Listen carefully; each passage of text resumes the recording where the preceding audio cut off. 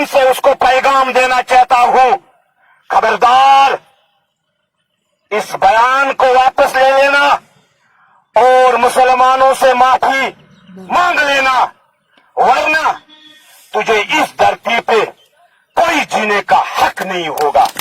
और आपने किसी मुसलमान से जंग का ऐलान नहीं किया है, आपने सीधा अल्लाह जल शानहू से जंग का ऐलान किया है।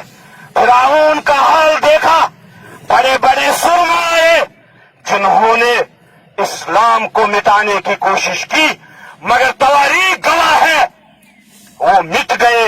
इस्लाम जिंदा है, इस्लाम जिंदा रहेगा, कयामत तक जिंदा रहेगा।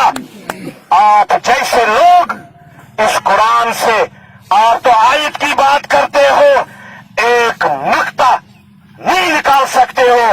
और वसीम रजी, तो आ जाना, मैं तुझे ABCD पढ़ाऊंगा, MA पढ़ाऊंगा। तो कहां से पैदा हुआ? तो नाचीज इंसान, और जो कुरान के बारे में ऐसा सोच रखता है, मुसलमान के बारे में ऐसा सोच रखता है।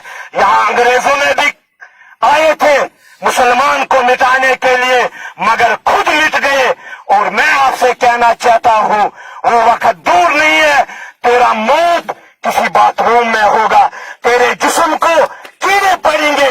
और ये तारीख गवाह है, आज तक जिसने भी मुसलमान इस्लाम के खिलाफ प्रोपेगेंडा बनाया है, ये हकीकतन में नेस्त नाबूद हुए हैं।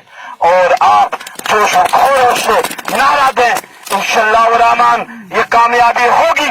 और मुझे आईन पे यकीन है, मुझे जमहूरियत पे यकीन है कि इसको सजा होगी और इस देश में इसको रहने का कोई हक नहीं मिलेगा। मुझे उम्मीद है, मैं अपनी गवर्नमेंट से अपील करता हूं कि इसको जल्द अज जल्द सलाखों के पीछे डालें, वरना कुरान मच जाएगा।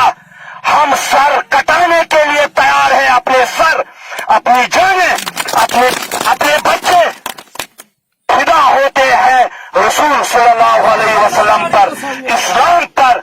और हम ये गुरेज नहीं